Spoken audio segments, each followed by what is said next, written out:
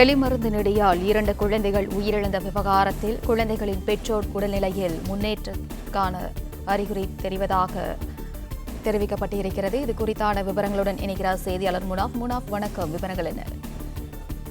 சென்னை குன்றத்தூர் வீட்டில் பூச்சி மற்றும் எலிக்கு வைத்த மருந்து காற்றில் பரவி 2 குழந்தைகள் உயிரிழந்த நிலையில அவர்களது பெற்றோர்கள் போரூரில் உள்ள தனியார் மருத்துவமனையில் தீவிர சிகிச்சை பிரிவில் 2 தினங்களுக்கு முன்பு அனுமதிக்கப்பட்டிருந்தனர்.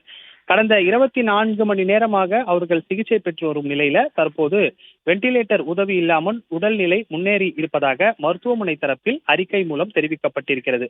மேலும் தீவிர சிகிச்சை பிரிவில் 76 மணி நேரம் வரை இருவரும் கண்காணிக்கவும் மருத்துவர்கள் திட்டமிட்டிருக்கிறார்கள். 24 மணி நேரமாக சிகிச்சையில் இருந்து வரும் அவர்கள் நேற்றைய தினம் வெண்டிலேட்டருடன் இருவரும், அதாவது கணவர் மனைவி இருவரும் வெண்டிலேட்டர் உதவியுடன் சிகிச்சை பெற்று வந்தனர்.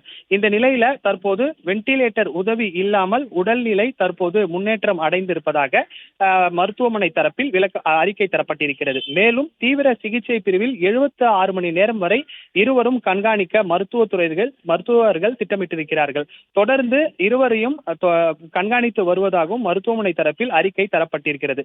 குறிப்பாக இந்த குன்றத்தூரில் வீட்டில் பூச்சி மற்றும் எலிக்கு வைத்த மருந்து காற்றில் பரவி 2 குழந்தைகள் உயிரிழந்த நிலையில அவர்கள் பெற்றோர்களை உடனடியாக அங்கிருந்து மீட்டு அருகில் இருக்கக்கூடிய தனியார் மருத்துவமனையில தீவிர சிகிச்சை பிரிவில் அனுமதித்திருந்தார்கள்.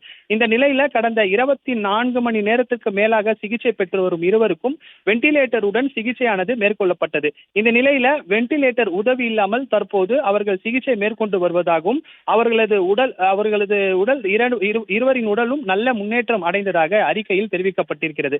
மேலும் தொடர்ந்து மருத்துவனுடைய கண்காணிப்பில் இருந்து வருவதாகவும் தீவிர சிகிச்சை பிரிவில் 76 மணி நேரம் வரை இருவரும் கண்காணிக்கவும் மருத்துவர்கள் திட்டம் தீட்டியிருக்கிறார்கள். கிட்டத்தட்ட 76 மணி நேரத்துக்கு பிறகு இருவரும் நல்ல முன்னேற்றத்துடன் வீடு திரும்புவார்கள் என்று எதிர்பார்க்கப்படுகிறது. அந்த அடிப்படையில் 24 மணி நேரத்துக்கு மேலாக சிகிச்சை பெற்றும் அவர்கள் தற்போது வெண்டிலேட்டர் உதவி இல்லாமல் உடல்நிலை முன்னேற்றம் அடைந்திருப்பதாக மருத்துவமனை தரப்பில் அறிக்கை தெரிவிக்கப்பட்டுள்ளது.